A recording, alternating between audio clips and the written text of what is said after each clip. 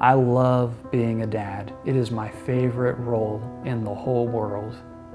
My wife Sarah and I have great aspirations for our kids. We have dreams and hopes for them. But our greatest hope is that every day they will hear us say, "We love you.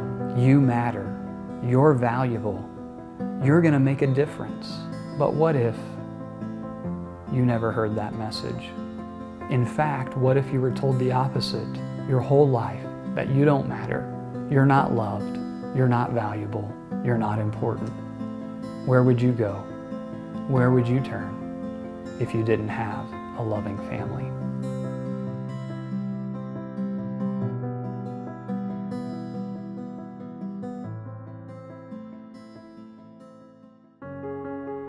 Every day when I come in here, I remember that food is not the only reason that people come here.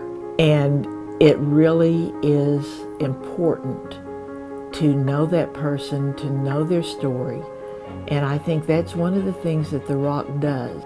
We keep them from falling farther out of place as a functioning member of our community. And I think for our community, standing in the gap means to help make people aware of resources that are out there that will help stretch their dollar farther.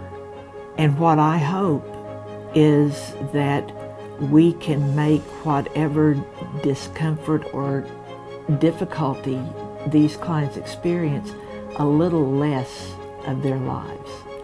And the fact that somebody cares about them a larger part of their lives, so that they feel like they matter and that there is a reason to keep trying. I had just gotten out of prison for DUI that I got back in 2009.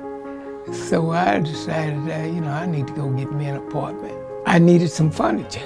So I walked up to the ROC and I noticed that they had a living room suite. So I didn't have all the money at the time, but I asked them, could I pay something down on it? And Sister Pam, she had been working there for years, and she said, of course. I started asking her what the ROC name means. And she said, we are associated with the ROC ministry. I said, that might not be bad, to get into. I was going to AA, but I was only going to AA so I could get my license back. So I said, I need another support group. And I kept talking to Pastor Richards, and I told him I didn't have a way to church. And he kept telling me, we'll come pick you up. And I could just see the change, and the Holy Spirit started working with me and everything. It was like I'd found a family. They decided to form a luncheon here, get together for lunch. It was like 33 of us here the first time. As far as they're concerned, this is their church.